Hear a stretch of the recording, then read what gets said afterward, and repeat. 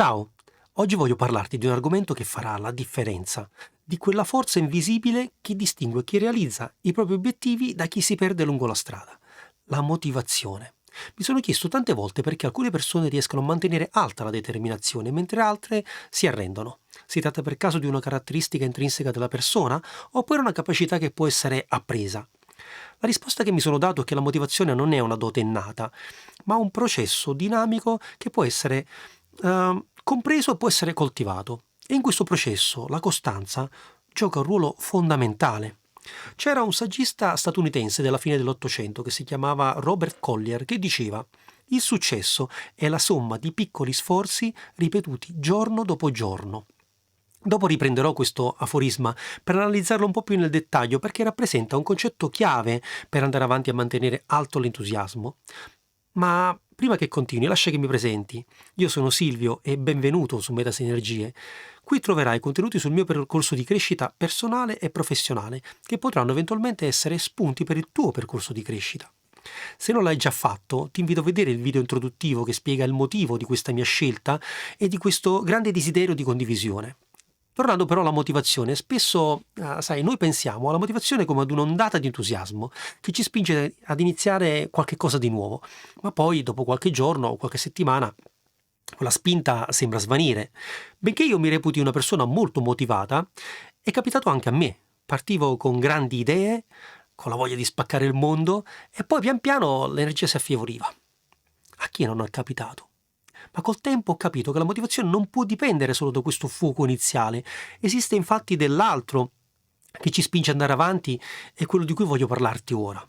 Sai, leggendo degli articoli sull'argomento ho scoperto che esistono due tipi di motivazione, quella estrinseca e quella intrinseca. La prima viene da fuori, dal desiderio di ottenere un riconoscimento, una ricompensa, il successo economico per esempio. La seconda viene invece da dentro, dal piacere stesso di fare qualcosa e dalla sensazione da volontà di voler crescere e migliorare. Nel mio percorso ho imparato che la motivazione estrinseca può essere una spinta iniziale molto potente, ma raramente sufficiente per sostenere l'impegno a lungo termine. Sai, quando tutto ruota intorno ad una ricompensa esterna, mi viene da pensare al denaro, allo status o ai riconoscimenti, si rischia di perdere la connessione con il significato profondo di ciò che si sta facendo. E quando la ricompensa tarda ad arrivare o si rivela meno soddisfacente del previsto, la motivazione crolla. C'è uno studio fondamentale su questo tema che è quello di Daisy e Ryan, i fondatori della Self-Determination Theory.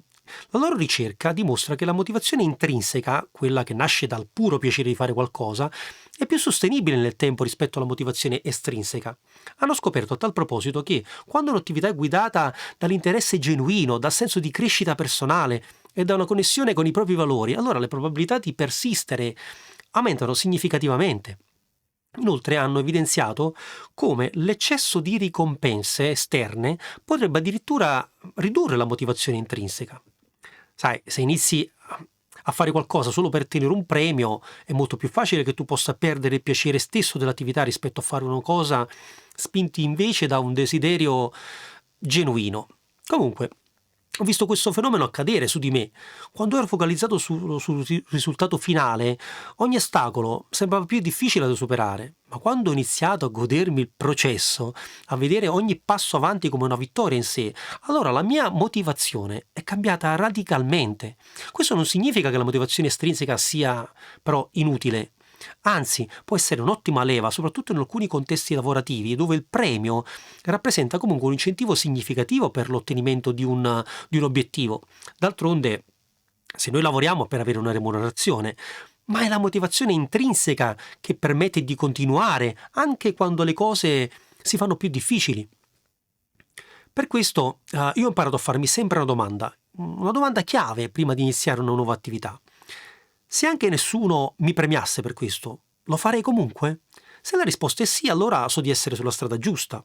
Sai, tutto questo mi ha permesso di capire che se mi fossi basato solo sulla motivazione estrinseca, prima o poi avrei finito di perdere quella spinta emotiva che mi induce ad andare avanti ed a percorrere delle strade che per me sono oggi inesplorate.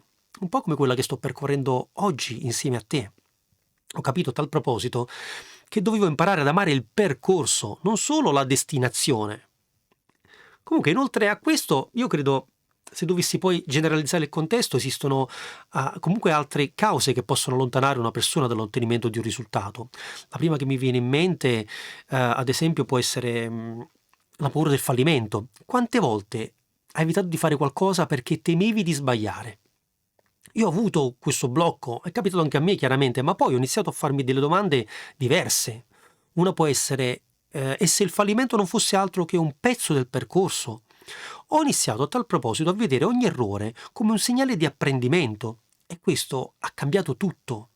Ti ricordi quando nel video precedente ho parlato del fallimento come un feedback, un'indicazione per migliorarsi? Beh, se non l'hai visto ti suggerisco di farlo perché le tematiche che tratterò in questi video saranno sempre in qualche modo connesse tra di loro e disegneranno il percorso che sto seguendo per migliorarmi come persona e chiaramente come professionista, che ti ricordo essere il mio obiettivo ed anche l'obiettivo del mio progetto di Metasinergie. Comunque, andando avanti, l'ultimo fattore che voglio portarti all'attenzione oggi e che distrugge la motivazione è la mancanza di risultati immediati. Noi viviamo in un'epoca in cui vogliamo tutto e subito, non siamo più disposti ad attendere e credimi, soprattutto nel mondo degli investimenti e della crescita del proprio patrimonio finanziario, come vedremo in seguito nei prossimi video, l'attesa è un elemento cruciale. Questo perché la verità è che i risultati importanti richiedono tempo. Quando ho capito questo, io ho smesso di concentrarmi solo sulla meta finale e ho iniziato a suddividere il mio percorso in tanti piccoli pezzi. Nella mia formazione, nella mia gestione del tempo, nella mia gestione delle finanze. Ogni giorno un piccolo progresso. E sai cosa? Funziona. Funziona perché ogni piccolo traguardo raggiunto alimenta la motivazione. Siamo sempre qui. Dobbiamo costantemente trovare un modo per mantenere la nostra motivazione ad un livello alto. Ed in questo Metasinergie sarà per me una fonte costante di idee e di una guida per accrescere le competenze e diventare la versione migliore di se stessi, se vogliamo. Quindi però, venendo alla parte anche pratica, cosa si può fare per mantenere alta la motivazione? Io ho trovato alcune strategie che chiaramente funzionano per me e che eventualmente potresti sperimentare per vedere se possono funzionare anche per te. La prima che mi viene in mente è avere sempre chiaro il mio perché. Ogni volta che affronto una sfida nuova mi chiedo, Silvio, perché lo stai facendo?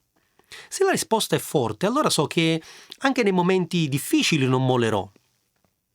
La seconda invece è spezzare gli obiettivi in piccoli pezzi. L'ho detto prima, se un progetto mi sembra troppo grande, lo divido in micro obiettivi. Questi sono i piccoli sforzi dell'aforisma di prima, ti ricordi? Questo mi permette di vedere i progressi continui e di non sentirmi sopraffatto. Soprattutto in ambito lavorativo, quando per esempio devo lavorare ad un progetto lungo. La strategia che applico è quella di seguire un Gantt o comunque un altro diagramma che però contenga nel suo interno delle attività chiave che siano chiare, specifiche e gestibili in breve tempo. Lo spiegherò sicuramente in un prossimo video perché questo mi aiuta nella gestione dei progetti a lungo termine.